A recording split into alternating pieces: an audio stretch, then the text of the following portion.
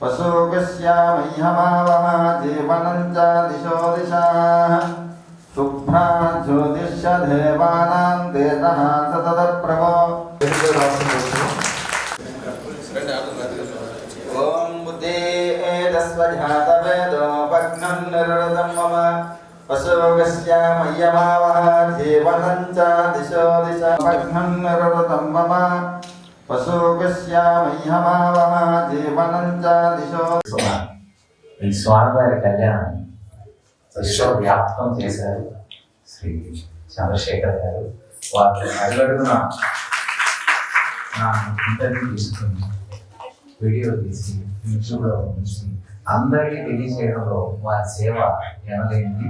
ఈ సందర్భంగా వారు ఇచ్చిన సహకారానికి కృతజ్ఞత తెలియజేస్తూ చిన్న శిరస్సు. ఓం బుద్ధే ఏతస్వజాతవేదో భగ్నం నిరృతం మమ పశుగస్యామయ్యమావః జీవనం చ దిశో దిశ. నమో వెంకటేశాయ. నా పేరు ప్రభాకర్. మాకొక సంస్థ ఉంది. ఆ సంస్థ పేరు శృతిలయ సాంస్కృతిక భక్తి సంగీత సేవా సంస్థ. ఆ సంస్థ ద్వారా గత 5 సంవత్సరాలు బట్టి మేము లోక కళ్యాణార్థమై శ్రీ వెంకటేశ్వర స్వామి వారి కళ్యాణం చేస్తున్నాం. ఇది 5వ కళ్యాణం. భగవంతుని దయ వల్ల స్వామివారి కటాక్షం వల్ల నిర్విఘ్నంగా చక్కగా ఆధ్యాత్మికంగా జరిగింది. అది 2 రోజుల కార్యక్రమం.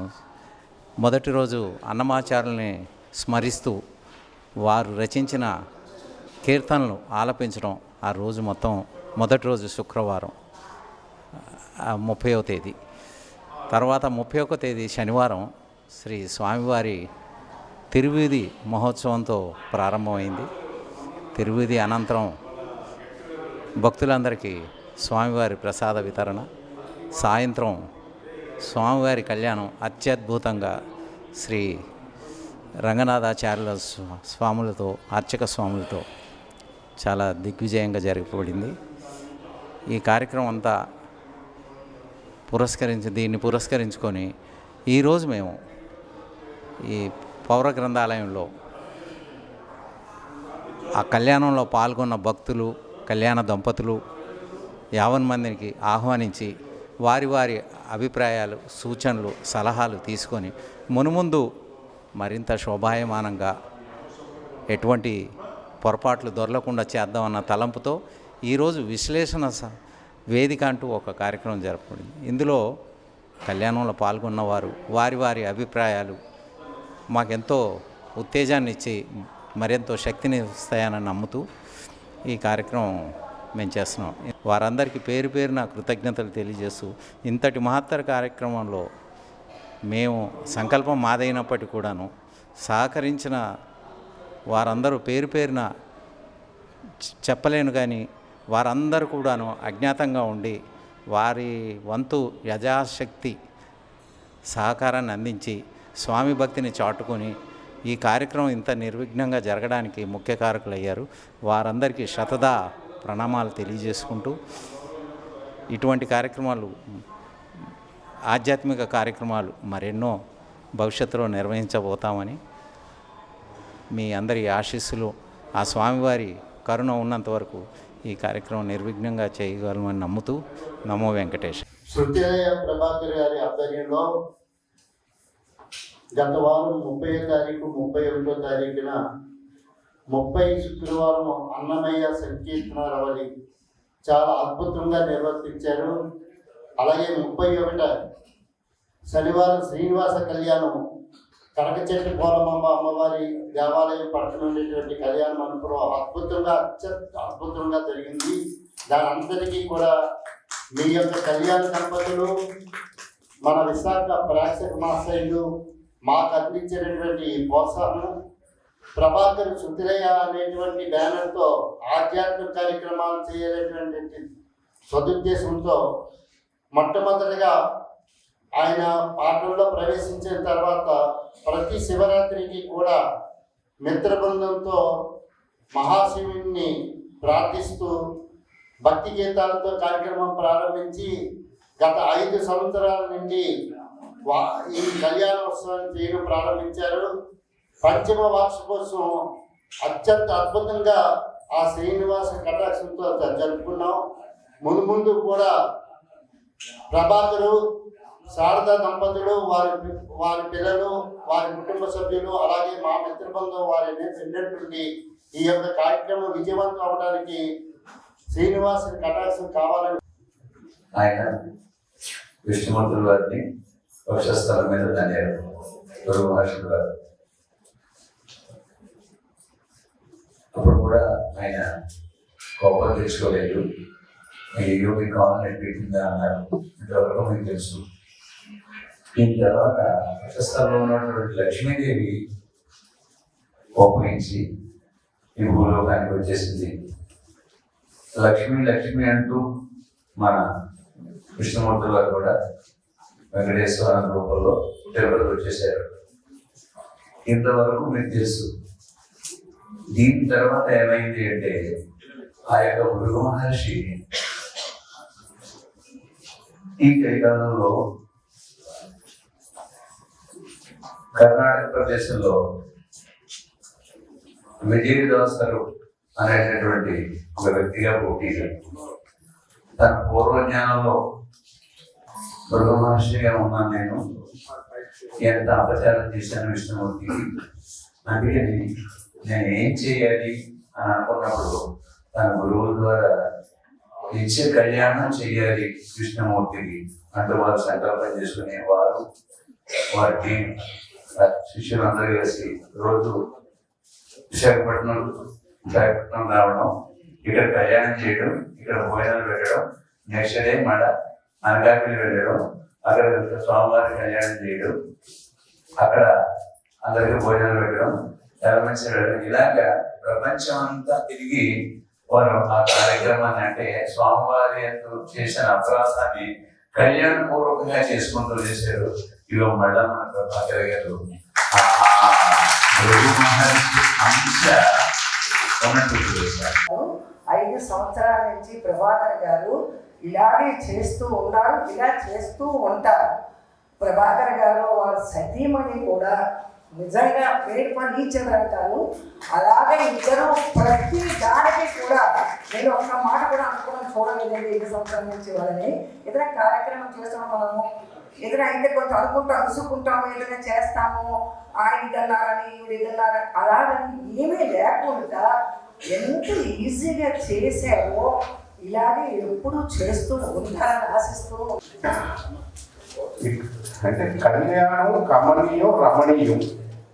కళ్యాణం చేయడం అనుకుంటూ కళ్యాణం కమనీయంగా దిద్దడానికి మన శర్మ గారు చాలా కృషి చేశారు. రమణీయంగా దిద్దడానికి మన కృతిలే ప్రభాకర్ గారు, తర్వాత మెల్లడి సత్యనారాయణ గారు చాలా కృషి చేశారు. తర్వాత చాలా మంది సభ్యులు కూడా అక్కడ జరిగే కళ్యాణం నేను 3వసారి అటెండ్ అయ్యాను. ఆయన ఇంతవరకు సీతమ్మ దాంట్లో చేశారు, అప్పుడు కూడా నేను అటెండ్ అయ్యాను. చాలా బాగా చేశారు ఆయన. ఈసారి కూడాను ఎంత బాగుందంటే నిజంగా తిరుపతి వెళ్ళక్కర్లేదు, తిరుపతిలో ఉన్నట్టే ఉంది నాకైతే. అంత బాగా ఉంది, చాలా బాగా చేశారు. గురుగారు రెండోనో పాటలు పిల్లలు ఎంత బాగా పాడారంటే ఇంకా అసలు అందరికీ సమకూర్చడం కూడా చాలా కష్టం. అసలు ఆ పిల్లలు చిన్న పిల్లలు డాన్స్ పాటలు తగ్గట్టు డాన్స్ చాలా బాగా చేశారండి. అది అనుకోగానే ఇట్లు కూడా సరిపో చూడాలంటే అంత అందంగా ఉంది. ఉమెన్స్కి ఎవ్రీబడి లెర్న్డ్ అన్నమాచార్య కీర్తన చాలా బాగా నేర్పించారు. అప్పుడు నేను ఒక 50 సంగీతం అన్నమాచార్య కీర్తన నేర్చుకున్నాను. అప్పుడు ఒక చిన్న CD చేశాను పాటు అన్నమాచార్య కీర్తన. అప్పుడు ప్రభాకర్ గారికి ఇచ్చాను. అప్పుడు ప్రభాకర్ గారు, మేడం మీరు నాతో పాటు వచ్చేయండి, నా గ్రూప్లో పాడండి అన్నారు. మళ్ళీ సంసారం సాగరంలో అలాగ అయిపోయాను. మళ్ళీ ఇప్పుడు లాస్ట్ 4-5 ఇయర్స్ శారదగా గ్రూప్లో నేను పాడుతున్నాను. I am very much happy that again I am continuing my music by Prabhakar garu. So much happy to tell him that he has done a very. తర్వాత మళ్ళీ నెక్స్ట్ ఇయర్ వరకు మేము wait చేస్తూనే ఉంటాము. ఎందుకంటే ఇది ఇంట్లో పండుగలాగే చేసుకుంటాము, ఇంట్లో పెళ్ళిలాగే చేసుకుంటాము. ఇంకా అంతకు మించి నేను చెప్పాల్సింది ఏం లేదు. మాకు ఈ అవకాశం స్వామివారు ఇచ్చే అవకాశం అంకుల్ ద్వారా వస్తుంది. అంకుల్, ఇది 3వసారి మేము పాల్గొన్నాం.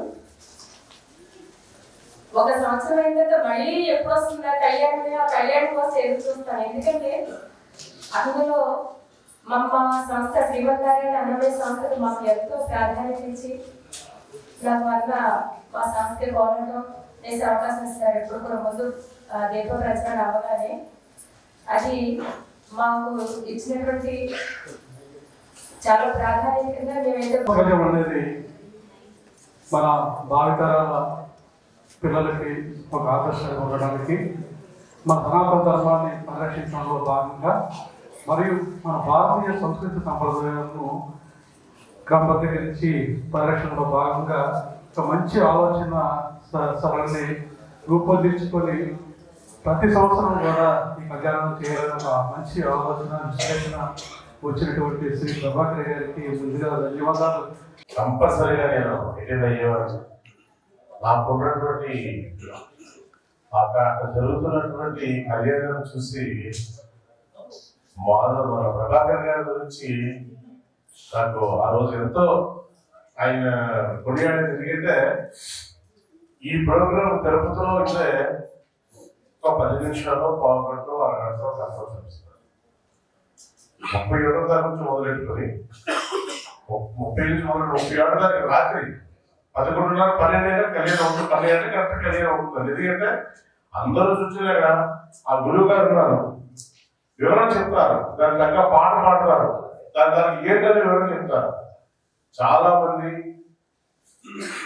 ఆ వెంకటేశ్వర గుడి నుంచి రథాన్ని తీసుకురావడానికి అందరూ కూడా అప్పట్లో నేను కూడా తాడు పట్టు లాగా తీసుకొచ్చి చేశాను. అలాగే నా కొడుకు కోడని కూడా ఆ 2వ సంవత్సరంలో కూర్చోబెట్టాను. 3వ సంవత్సరం నేను మిస్సెస్తో కూర్చున్నా. 4వ సంవత్సరం నేను సింగిల్గా వెళ్ళాను. 31st కూడా కోలాటంలో కూడా నేను ఆడాను. కోలాటంలో వాళ్ళతో పాటు నేను డ్యాన్స్ వేశాను. అటువంటి అవన్నీ గుర్తొచ్చాయి. మనం ఒక వెంకటేశ్వర స్వామి ఉత్సవాలు చేస్తున్నామమ్మా, చాలా బాగా చేస్తామని మన సత్యనారాయణ గారు చేశారు. ఆయన చాలా బాగా చేస్తారు అది నేను చెప్పాను. అంటే గత మేము 42 సంవత్సరాల నుండి వెంకటేశ్వర ఉత్సవాలు చేస్తాం. ఎవ్రీ ఇయర్ చేస్తాం. 42 years మా పెద్దలు చేసేవారు. గత 3 సంవత్సరాల నుండి నేను చేస్తున్నాను. సో ఇందులో రెండింటికి తేడా ఏంటంటే ఇది పూర్తిగా దేవుడి తాలూకా భక్తి భావంతో తిరుపతిలో ఎలా చూస్తున్నామో అదే విధంగా కళ్యాణం చేస్తున్నారు. మా దగ్గర ఏంటంటే పూజ జరుగుతుంది, అది జరుగుతుంది, కానీ ఏంటంటే ఒక సిస్టమ్ అనేది అందరూ రెగ్యులర్గా చేసినట్లుగా చేస్తున్నాం. నేను